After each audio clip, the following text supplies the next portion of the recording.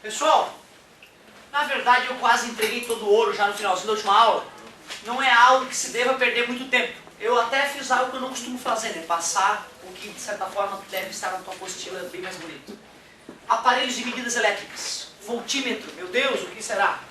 Voltímetro mede volts e volts é voltagem, ou melhor, tensão e ainda DDP, diferença de potencial. Então é óbvio que a função do voltímetro é medir uma tensão, uma DDP, uma diferença de potencial entre dois pontos. Para eu poder saber a diferença de potencial entre um ponto e outro, eu tenho que estar conectado com esses dois pontos. E ao fazer isso, por exemplo, quero saber a voltagem desse resistor. Se eu conecto o voltímetro aqui e aqui, eu estou calculando a DDP entre esses pontos. Logo, fica nítido que o voltímetro fica em paralelo com o objeto que ele está medindo. Então a ligação, a conexão ou ligação é sempre em paralelo, sempre. Qual é a característica do voltímetro? Quando eu conecto um aparelho, um instrumento medidor, em cima de um dispositivo elétrico, eu não quero alterar o que está acontecendo. Eu quero conectar o aparelho e quero que o aparelho fique invisível ao circuito. Se esse voltímetro tivesse baixa resistência, a maior parte da corrente seria desviada por ele, alterando o circuito que eu quero medir. Aí eu estaria medindo errado. Portanto, a característica indispensável a um bom voltímetro é alta resistência interna. Na prática, gente, se esse cara tem 10, eu uso um que tem 10.000 de ohms de resistência elétrica. Praticamente vai passar quase nada por ele. Se esse aqui tem 10.000, eu vou usar um de 1 milhão de ohms para poder medir ele. O importante na prática é estar bem mais alto. E no mundo das ideias, o voltímetro perfeito, aquele que nós vamos usar na maioria dos casos, a resistência infinita quer dizer que ele é perfeito, se ele mede 10, é 10 de verdade. Na prática, as coisas não são tão belas assim. Na prática sempre tem um errinho. Ele te disse que se era infinito ou zero, é infinito? Nesse caso é o infinito. Tem que ser infinita a resistência para ser ideal. Agora vamos ver quem é que tem que ter a resistência nula para ser ideal. É aquele outro carinha ali. Ó. Amperímetro, lembra ampere, que é a unidade de corrente elétrica. Lógico, então, que o amperímetro tem a função de medir a intensidade de corrente elétrica. Um izinho, né? Já que eu quero medir a intensidade de corrente elétrica, se eu quero medir quanta corrente passa nesse resistor, eu coloco o amperímetro ou logo após ou logo antes do resistor. O que importa é que esteja em série com o cara que eu quero medir. Assim, dessa maneira, toda a corrente que passa por um, passa por outro. E eu vou estar medindo adequadamente. Porém, quando eu vou conectar alguma coisa em série, se essa coisa tem resistência, a resistência fica aumentada, não fica? Então, quando eu coloco o amperímetro, ele altera o circuito. Na prática, se esse cara tem, sei lá, 10 ohms, eu coloco um amperímetro que tenha 0,001 ohm, uma resistência bem baixa. Praticamente não vai mudar em nada o circuito. E se fosse o amperímetro perfeito, o amperímetro criado pelo Criador, o amperímetro mais exato do mundo, claro, o ideal seria que ele tivesse resistência nula. Mas como é que vai ter resistência nula, pensa? Se o amperímetro tem que ter fio condutor, né? Vai precisar ter que passar por ele. E qualquer pedacinho de fio condutor tem uma resistência, mesmo que seja muito pequena. Portanto, na prática, o amperímetro perfeito não existe. Quanto menor, mais difícil fica de fazer. Quanto menor a resistência elétrica do sistema que eu vou medir, mais delicado, mais preciso tem que ser esse meu amperímetro. Para fazer o amperímetro menor possível, vai ficando mais difícil cada vez mais. Com certeza, miniaturizar as coisas industrialmente é sempre mais delicado, né? Fazer as coisas em tamanho menor. Pode ser mais lucrativo porque tu usa menos material, né? Mas tu precisa de mais engenharia, de mais técnica, de equipamentos mais precisos na montagem. E é uma tendência mundial, né? Miniaturizar tudo. Pois é. Inclusive as máquinas pesadas, tu já viu, né? Antigamente não existia aquelas bobcat, aquelas maquininhas pequenininhas. Hoje em dia tu vê retroescavadeira, vê empilhadeira, vê tudo minúsculo. O cara mal cabe lá dentro, né? E ela faz o mesmo serviço da grande, certo? O mesmo serviço da grande, só que é óbvio que precisa de mais tempo de trabalho se o serviço for grande. Em compensação, ela entra em lugares que as grandes não entram. O preço de um pneu de uma bobcat é o preço do pneu de um carro. O preço do pneu de um trator normal é R$1.000. Né? Então a coisa é bem diferente. Então vale a pena. E não só isso, tá? As prensas também na indústria estão sendo miniaturizadas. Então as prensas, que eram máquinas gigantescas para poder espremer coisas, hoje elas estão pequenas e com a mesma capacidade de espremer. Isso foi uma revolução nos últimos 10 anos na indústria pesada. Professor, Certo? Miniaturização. só nesse conceito aí, a nanotecnologia é a mesma coisa, só que com peça bem menor? Isso, a nanotecnologia seria a tecnologia cujas dimensões chegam perto do nanômetro. certo? Em nanômetro seria 10 a menos 9 metros. Então a nanotecnologia, né, se for bem rigoroso, né? De qualquer maneira, quando o cara vai fabricar um relógio, o cara já tem que ter precisão de mais que milímetro em algumas pecinhas para elas poderem se encaixar com perfeição, né? Digamos então que é muito além da miniaturização exigida para fabricar um relógio. Quem já viu um relógio mecânico aberto, né? É uma coisa apaixonante, é uma coisa que não dá para acreditar na obra de arte que é aquilo. Aqueles automáticos ainda, que só com o movimento do teu braço, ele vai dando corda, né? Tem um, cara, que é um relógio que um dia eu vou comprar, um dia eu tiver um pouquinho mais de dinheiro eu vou comprar, que é um daquela marca suíça famosa, da Swatch, certo? Que ele é todo transparente, feito em polímero, então o mecanismo dele é todo, todo aparente, é esse? Então é muito bonito esse relógio e é uma obra de arte mesmo. Deixa eu ver se é esse que eu quero comprar. Não é esse, mas dá pra ver. É, não, mas ó, isso aqui Olha é uma atrás, putz, olha cara. atrás. Olha só que beleza aqui, cara. É uma obra de arte. Olha atrás, É, velho. não, é onde tem o contrapeso, né? Que à medida que ele vai mexendo, Ah, eu da vai minha dando corda, mídia, é uma obra de arte. Agora tu imagina fazer uma coisa dessa 1000 vezes menor. Isso mais ou menos é nanotecnologia. Fazer isso 1000 vezes menor. Tu imagina um relógio desse 1000 vezes menor? Isso é nanotecnologia. É algo que é Então não difícil de tem compreender. peça, como se fosse líquido. Não, aí que tá, tem, as peças são minúsculas, tanto que eu contei pra vocês aquela situação bizarra, o cara da NASA estava montando um motor elétrico, ele estava gripado, rinite, e aí aspirou, cheirou o motor elétrico. É um motor, cara. O motor tem que conectar 2 fiozinhos, ele gira, é um motor, tem um enrolamento de fiozinhos, né, super finos lá dentro, e o cara na hora de montar tava com ele em cima da unha no microscópio, e aí, cadê, meu Deus, aspirei o motor. Aspirou o motor da coisa. Imagina o prejuízo, imagina quanto é que não custava esse nanomotor. Causou alguma coisa na saúde dele? Não, porque ele não deve ter chegado até o pulmão, ele deve ter dado umas engasgadas, uma tossida, né? Deve ter saído pelo nariz, de certo, depois de novo. Ou pela boca, que nem no churrasco. Uma vez eu estava comendo churrasco, engasguei, soltei um grão de arroz pelo nariz, foi super divertido. Não, foi uma cena muito bonita, cara, precisa ver. Bom, cara, né, eu tava começando a ficar consciente da vida e eu não cheguei a comer. Se tivesse uns 6 meses antes eu tinha comido uma coisa. Galera, olha só. Quando o cara olha galvanômetro, dá a impressão de que é algo inteiramente novo. Não é. Galvanômetro é um amperímetro ninja. É um amperímetro que consegue medir a milésima parte do ampere. Consegue medir 0,00001 ampere. Então, só isso. E já que ele é mais preciso, ele precisa ter uma resistência mais baixa se ele for medir. Não só isso, né, cara? Porque assim, se a gente for estudar a Constituição, né, como é que a gente faz o ponteirinho se mexer, então eu vou precisar de mais enrolamentos na hora de fabricar esse galvanômetro. De certa forma, por ele ser mais preciso, ele teria até mais resistência interna. Só que eu teria que usar, de repente, um material melhor para poder conseguir ter a precisão que eu desejo. Galvanômetro, amperímetro de alta precisão, só. Multímetro, olha o nome do cara, multi. Ele tem multitarefa. Tu gira um botãozinho e bota lá, voltímetro. Aí ele é voltímetro. Gira outro botãozinho, amperímetro, virou amperímetro. Ah, eu quero medir resistência elétrica. Gira o botãozinho, aí ele vira um ohmímetro, né? Ou um medidor de resistência elétrica, que mede os ohms, né? Bem legal. Antigamente, cara, qualquer multímetro custava muito caro. Hoje em dia tu compra multímetro por 5 pila. Por 5 pila tu vai nas Casas Bahia, nas Casas Brancas, né, na Van. Pode ser, lá também tem. É porque os caras da Van é assustador, né? Não sei se eles importam direto da China as coisas que chegam a preço de banana às vezes, né? Tem uma coisa assim. Então, eu até comprei esses dias um outro multímetro. Vou trazer pra vocês verem como é que funciona o multímetro. Bem simplesinho. Aquele resistor pequenininho também é tipo 10 centavos cada um. Sim, na prática isso é, né? Tu vai na Eletroparts lá, tu compra um monte de resistorzinhos se quiser brincar de fazer circuitinho em casa, é isso aí. Aliás, vocês já viram aquele filme sobre o cara que inventou o limpador de para-brisa intermitente? O intermitente é aquele que ele para, não fica toda hora. Eles têm. Já viu, né? Quando a chuva tá fraca, o limpador de para-brisa ele vai, dá uma paradinha. Certo? Procurem um filme sobre esse cara que inventou o limpador de para-brisa intermitente. Era um engenheiro elétrico, né?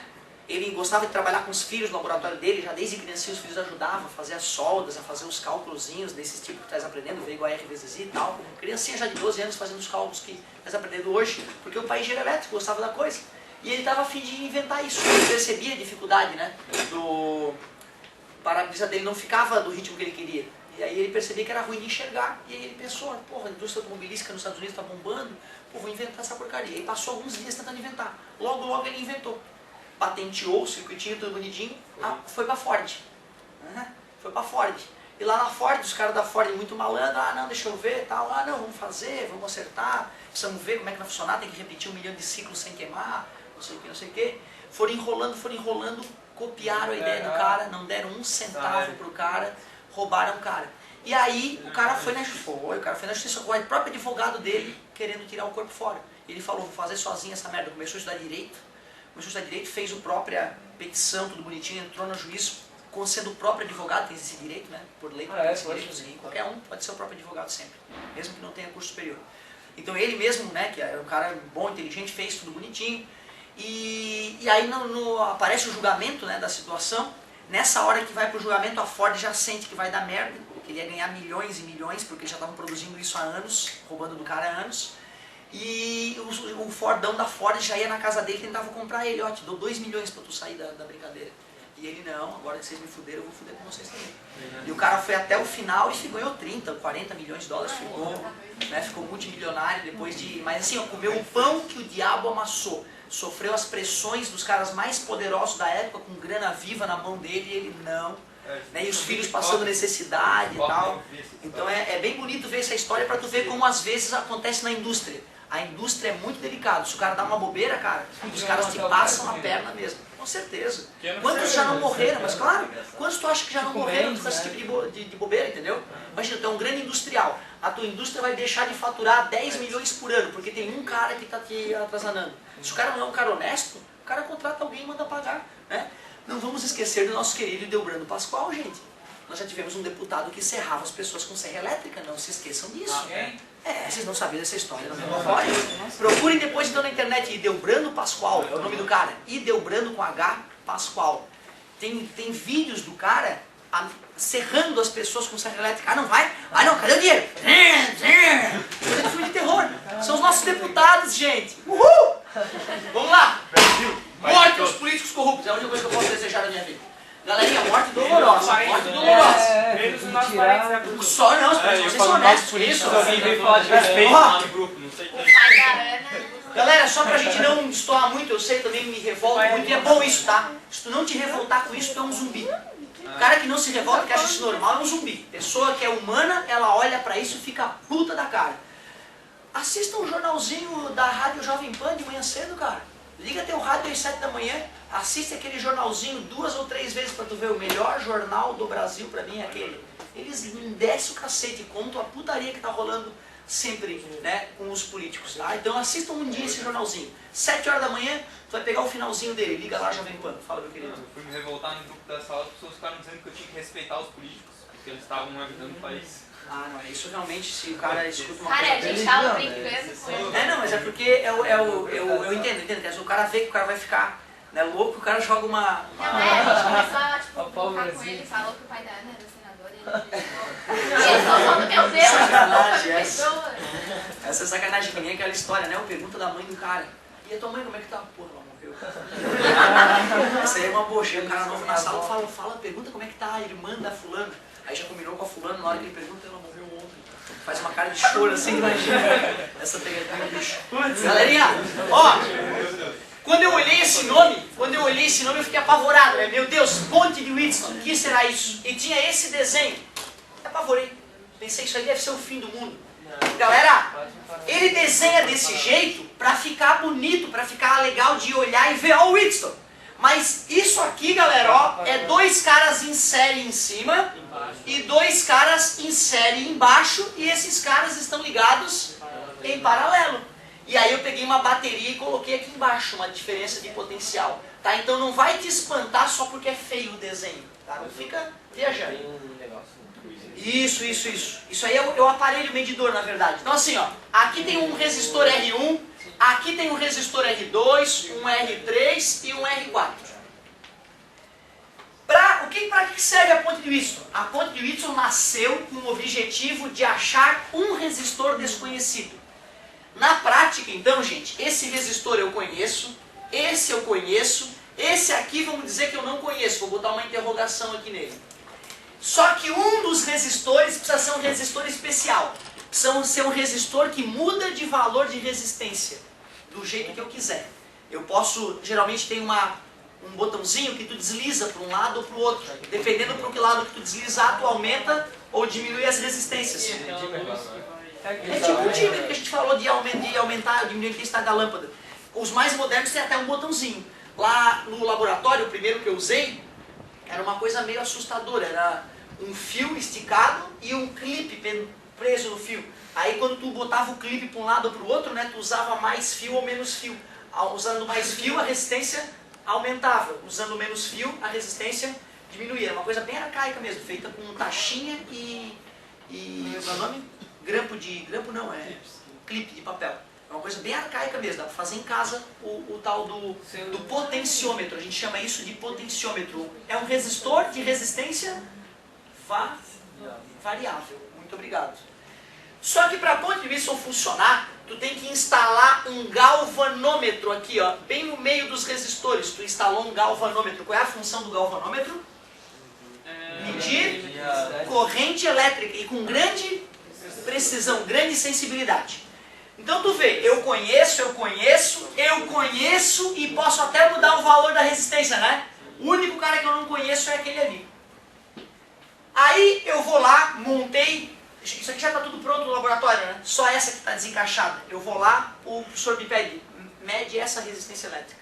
Eu pego a resistência elétrica, encaixo no circuito, e aí ligo a fonte de tensão e fico olhando para o galvanômetro. No galvanômetro vai estar indicando uma corrente passando lá nele. Eu vou lá no meu potenciômetro, na minha resistência variável, e fico mexendo nela até que aqui apareça, adivinha quanto? 0. Quando eu vejo que deu 0 ali, eu paro. Opa! Nesse momento, a ponte de Wheatstone está equilibrada. Como assim equilibrada, professor? Quer dizer que a corrente, quer dizer que não tem passando nenhuma corrente aqui pelo meio. Passa a corrente por cima, passa a corrente por baixo, as correntes se encontram aqui para atravessar a bateria e nada atravessa o galvanômetro. Nesse caso, então, I do galvanômetro igual a 0. Como é que a gente chama essa situação? A ponte está em equilíbrio. Ponte em equilíbrio.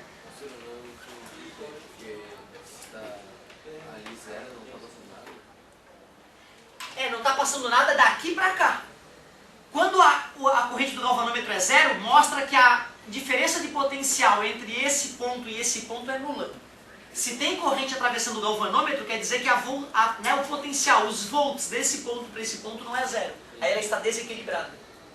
Então o galvanômetro tem que ter uma resistência. Sim, o galvanômetro ele tem uma resistência praticamente nula. Essa resistência não interfere aqui no fenômeno. Não. É uma resistência tão baixa que não interfere. Outra, aqui nós estamos fazendo a ponte de Wilson perfeita. Esse galvanômetro não tem resistência, idealmente falando. Na prática ele tem. Aqui na teoria, por enquanto, não. Tá? Então fica tranquilo, ele não tem resistência nenhuma. Por que eu consegui zerar? Tua pergunta deve ser essa. Por que tu conseguiu zerar então, professor? Por que diabos está ocorrendo que não está passando nada ali? Eu selecionei essa resistência de tal forma que essas duas somadas ficaram, né, praticamente igual a essas duas de cima. Mas na verdade é o seguinte, galera, ó, sabe o que está acontecendo? Para eu poder te explicar exatamente a ponte de Wheatstone, eu preciso das leis de Kirchhoff, e eu não tenho elas ainda, é a próxima aula. Por isso que fica confuso. Então, de certa forma, tem que ter um pouco de fé nesses minutos aqui. Depois eu posso te provar por que a ponte de Wheatstone funciona, com as leis de Kirchhoff.